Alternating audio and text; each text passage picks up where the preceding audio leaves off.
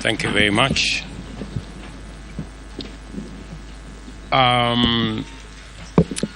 Graduates, the Kenya Forest Service community, pamoja na wazazi wetu wote waliofika hapa, hamjambo.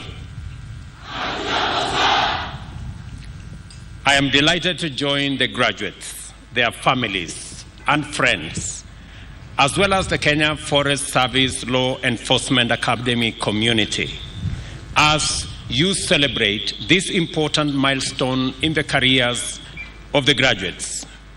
The history of this academy, the sustainability of the forest sector and conservation movement, as well as our country's journey to the fulfillment of our collective determination to sustain the environment for the benefit of present and future generations.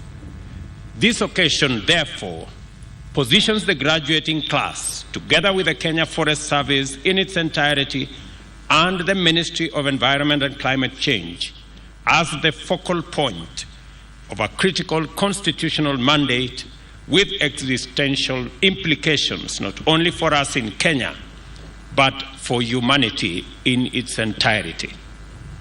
Article 42 of the Constitution recognizes every person's right to a clean and healthy environment, which includes the right to have the environment protected for the benefits of the present and future generations, and to have obligations relating to environment fulfilled under Article 70.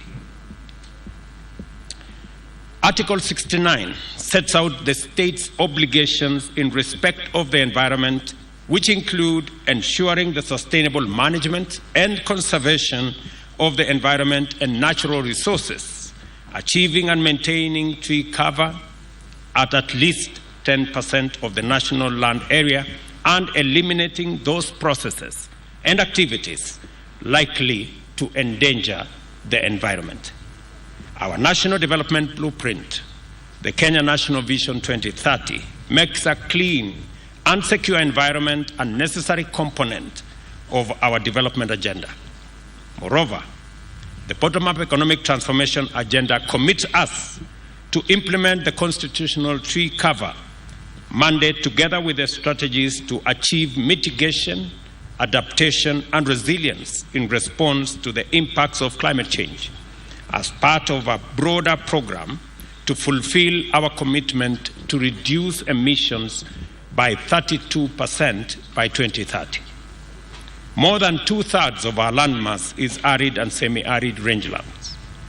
As a result of climate change, extreme weather, including prolonged and severe drought as well as flooding, have caused unprecedented levels of devastation through famine, loss of livelihoods, dried crops and dead animals, both livestock and for the first time wild game.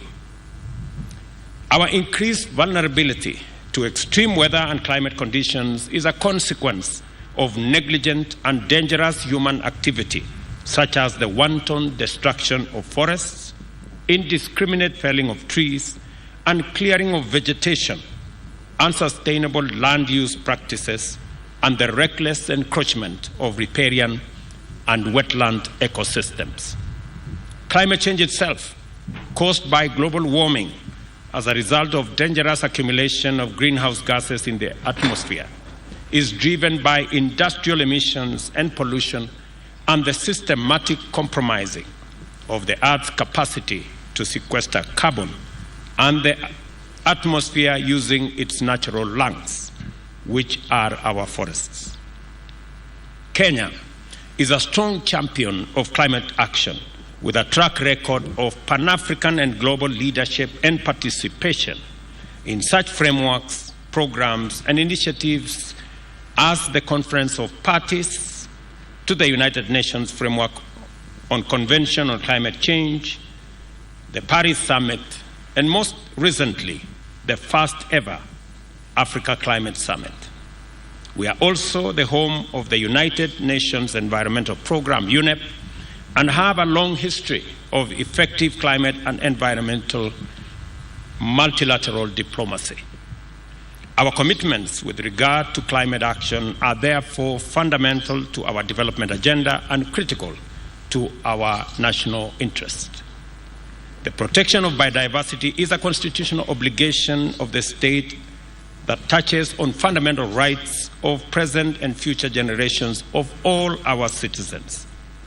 Our tree cover and forests sit at the heart of this commitment, both in terms of protection and conservation, and also with respect to enhancement and protection of all our environmental assets.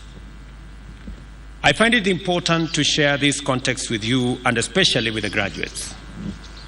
If anyone told you, young people standing before me today, that your job is a routine occupation, they are very mistaken.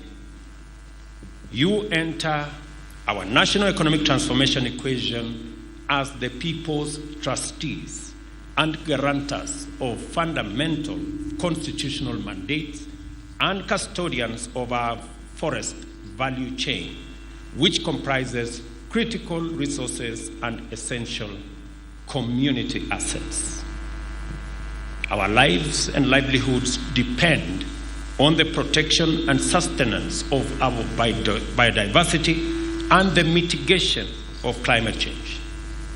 You are therefore expected to be drivers of our national landscape and ecosystem restoration program and lead our organizations, communities, and especially the young people in making sure that our ambition to grow 15 billion trees by 2030 is actualized.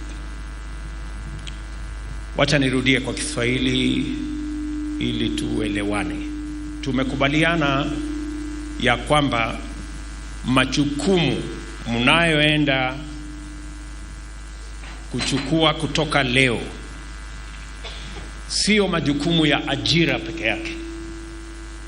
Ni majukumu ya muhimu katika kuhakikisha ya kwamba matatizo ya kubadilika kwa hali ya mazingira yanashughulikiwa.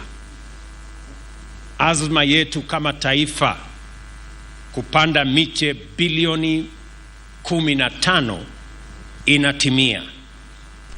Na vile vile tunapata nafasi kama taifa kutumia rasilimali zetu za misitu kuongeza nafasi za ajira na vile vile kuzalisha uchumi wa taifa letu la Kenya kwa kuhakikisha ya kwamba rasilimali zetu za misitu inatumika katika kutengeneza furniture ya taifa letu la Kenya na kuhakikisha ya kwamba vijana wetu wanajumuishwa katika nafasi za ajira, ikiwemo mpango wetu wa nyumba 200,000 kila mwaka. Tutahitaji rasilimali nyingi ambazo zitatumika kutoka misitu yetu. Mimi nataka niwaeleze ya kwamba kazi mnayochukua ni ya muhimu sana katika taifa letu la Kenya. And as the largest ever to graduate from this institution, you are aware of our firm commitment to develop adequate capacity to keep illegal logging, charcoal burning, and other forms of unlawful encroachment and interference with the integrity of our forests at bay. This commitment extends to training and equipping of personnel and investing in technology to improve operational capabilities in surveillance, data collection, and evidence-based forest management. I encourage you, therefore, to go forth as patriotic servants of the people of Kenya and to render your professional service with discipline, dedication, diligence, and unyielding integrity. Let me repeat, unyielding integrity. I remind you to use every opportunity to promote sustainable practices and urge you to always exercise your authority responsibly and accountably. And let me say this for the record, my sons and daughters, the young people of Kenya, as you graduate today, that you have a huge responsibility on your shoulders, but I am confident that the training that you have received in this institution and your personal selection into this great army of forest rangers is merited, and therefore I have the highest expectation from you that you will discharge your responsibilities responsibly and accountably. There are many who have let us down. The reason why I made the decision that we are going to recruit the largest ever group of rangers, trainees in Kenya, in post-independence Kenya, is because the matter of climate change, the matter of our environment is critical, it is important, and it poses an existential threat, not just to us as a country, but to humanity in general.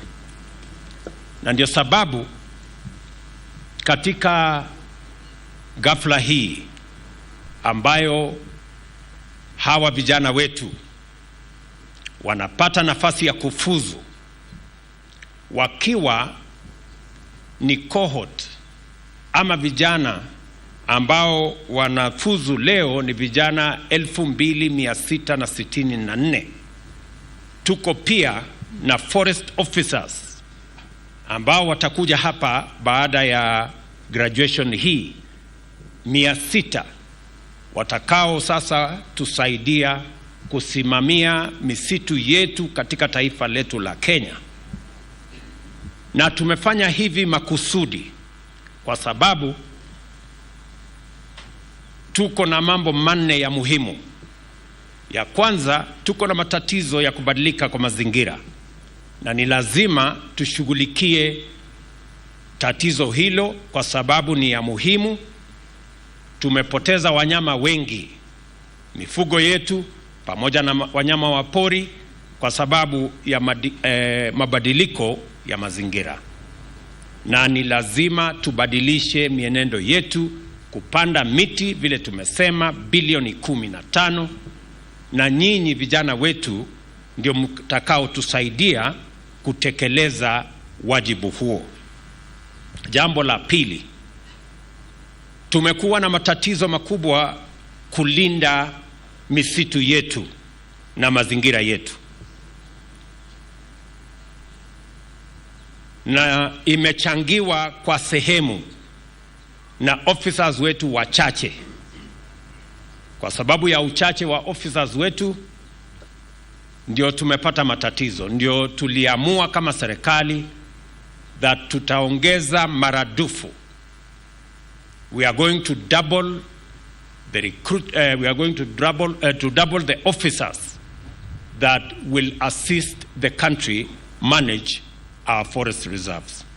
Kwa hivyo ni jambo la pili ya muhimu kwamba hawa officers wengi ambao tumewaajiri ni kwa sababu tunataka tuondoe changamoto ya kuharibika kwa misitu yetu. Na jambo la 4 ni kwamba tunataka kutumia rasilimali zetu za misitu kuhakikisha ya kwamba tunapata nafasi ya ajira katika sekta yetu ya kutengeneza furniture. Katika budget yetu ya mwaka huu tumeweka ushuru kwa wale wanataka kutuletea furniture kutoka nchi zingine, na tuko na vijana wetu wengi wamesoma, wako na uwezo wa kututengenezea furniture katika taifa letu la Kenya. Kwa hivyo jukumu letu katika kushughulikia sekta hii ni kuhakikisha kwamba tunapanua nafasi za ajira kupitia sekta hii ya kutumia rasilimali yetu ya misitu, kuhakikisha kwamba hatuagizi vitanda na meza na furniture na viti kutoka nchi zingine zitengenezwe na vijana wa taifa letu la Kenya, tukitumia rasilimali yetu ya misitu ya taifa la Kenya. Na ndio sababu tunaongeza hawa officers watuchungie rasilimali hizo, ili wale watu wachache ambao wametumia hizo rasilimali kwa njia isiyofaa tuweze kuwazuia. Na jambo la tatu, la nne, tunataka pia kutumia rasilimali zetu za misitu kuzalisha uchumi wa taifa letu la Kenya, ili tuweze kutumia rasilimali ambazo ziko Kenya kuhakikisha ya kwamba hatutumi foreign exchange ama pesa zetu za kigeni tukiwa tunaagiza vitu ambavyo zinaweza kutengenezwa na vijana wetu katika Kenya wakitumia rasilimali zetu hapa Kenya. Na ndio sababu na mimi nataka niwashukuru communities, jamii ambazo wanaishi karibu na misitu. Wengi wa community forest associations wametusaidia sehemu kubwa kuhakikisha kwamba uharibifu wa mazingira ama misitu haiendelei wakiwa pale wakitazama. Kupitia kwa ushirikiano na wizara ambayo inahusika na KFS, kumepatikana wale wafanyikazi wa KFS waliozembea kazini, walio wafisadi na walioshughulika na kusaidia kuharibika kwa misitu ya taifa letu la Kenya. Na nimeamrisha bodi ya KFS, hawa wote waliopatikana aidha wakizembea ama wakijihusisha na ufisadi ama wakichangia kuharibika kwa misitu yetu, wote waondolewe kazini na wapelekwe kotini. Wamepatikana tayari forest managers and forest rangers 23. Those who have been found either compromised, incompetent, or engaged in corruption in this space that has led to the destruction of our forest assets, I have instructed the board to remove them from being officers of government and workers of government, and as the DCI is concluding investigations, to make sure that these people are prosecuted. From tomorrow, I don't want them in government payroll. These are people who are saboteurs and who are encouraging the destruction of our environment. There must be a thorough cleanup in the Kenya Forest Service.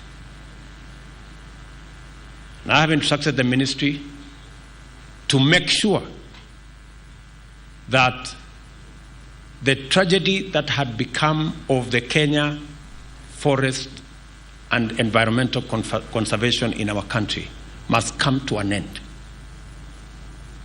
And that we are going to take whatever steps that are necessary to protect our environment, to protect our forests, and to make sure that the many good officers in the Kenya Forest Service, including those who are joining today, who are before me, have an opportunity to serve our country with integrity. Let me also say and congratulate the National Youth Service for working with our Kenya Forest Service in sharing these facilities of training. This is the true spirit of one government approach. We must continue to share all the facilities that we have, either for training or any other facilities, so that we can make sure that we use optimally all the infrastructure that we have at our disposal. I also want to state here and congratulate the management of Kenya Forest Service. I am informed that the uniform that these graduates are wearing and also the shoes are all locally made in Kenya by Kenyans. And I have already issued instructions going forward. All uniforms, shoes, and other pieces and items of clothing that are required by all our security services must be manufactured locally by our companies and made by our Kenyan young people. Let me also underscore that going into the future, we will continuously refine and review the terms of service of all our officers. We've just concluded one for our police, prisons, and NYS. We will embark on Kenya Forest Service and KWS to see how they too can work in an environment where the people of Kenya appreciate the contribution they are making towards making our country sustainable. Let me conclude by saying that we will not allow the few people engaged in criminal activity to deny us the opportunity to exploit our commercial forests, our forest assets, for the growth of our country and the growth of our economy and the creation of jobs for our young people. We will deal firmly with them. We will be decisive and give ourselves the opportunity to use our forest assets responsibly, sustainably, to grow our economy, grow our jobs as we grow our country. I commend you, young people here, for your successful undertaking in this useful and rigorous education and training program, and congratulate you on your graduation.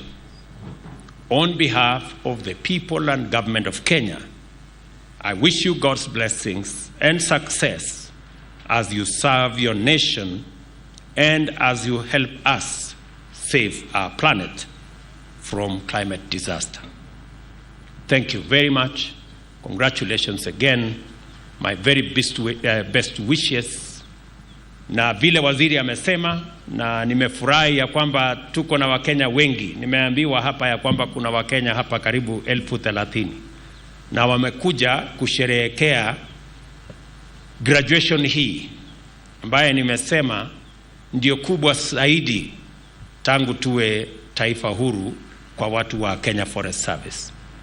Na tunafanya hivi makusudi kwa sababu ni jambo la muhimu sana katika taifa letu. Tunangojea mvua ya wakati huu, na tumekubaliana ya kwamba katika msimu huu wa short rains tayari Kenya Forest Service na Wizara ya Environment wako na miche milioni 150. Na mimi nataka niwaulize Wakenya wote katika kila sehemu ya Kenya, haya miche ama ya seedlings milioni 150, kila mmoja wetu ashughulike, kila department, kila wizara, kila kitengo, na hata watu wa private sector tujumuike pamoja, kwa sababu yale tunayofanya ni mazingira ya taifa letu na inatuhusu sisi zote.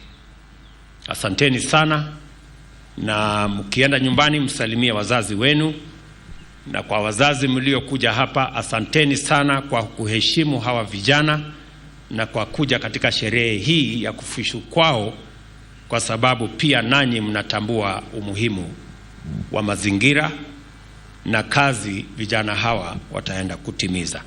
Asanteni sana na Mungu awabariki. Thank you very much.